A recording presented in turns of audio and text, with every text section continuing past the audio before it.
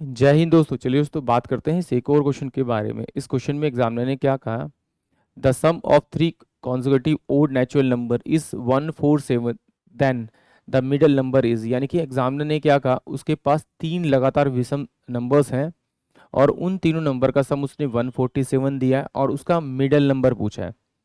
क्या पूछा है उसने, उसका मिडल नंबर पूछा है। जरा एक बार यहाँ पर एक बार एग्जाम्पल ट्राई करके देखते हैं।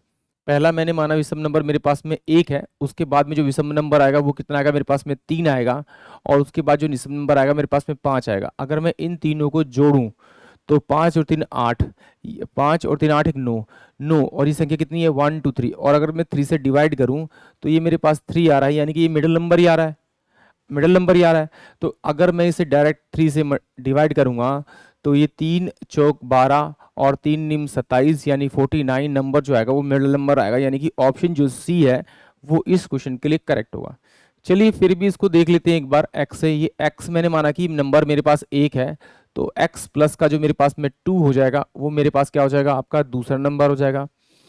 और x प्लस का मेरे पास में फोर, वो मेरे पास में तीसरा नंबर आ जाएगा। इन सबको अगर मैं जोड़ूंगा तो ये बराबर होना चाहिए, 147 के बराबर सम होना चाहिए।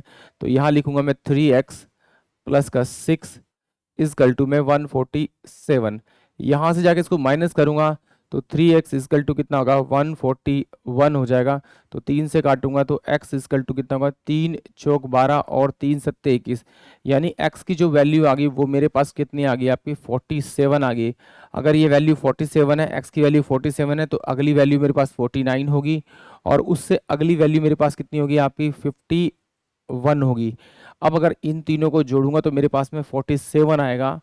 अगर एग्जामिनर इसी क्वेश्चन में मुझसे क्या पूछता कि सबसे बड़ी संख्या या सबसे छोटी संख्या, तो मैं क्या करता, इसको डिवाइड करता, डिवाइड करने के बाद जो 49 आया उसके बाद का नंबर जो होता है वो बड़ा नंबर होता है, और उससे पहले जो होता है वो 47 छोटा नंबर होता है। अगर मैं इन तीनों का प्लस करूँ तो इसी के बराबर ही आता है, यानी कि ऑप्शन सी जो है वो इस क्वेश्चन के लिए करेक्ट है। आई होप आप सभी को क्वेश्चन समझ में आया होगा। जय हिंद, जय भारत।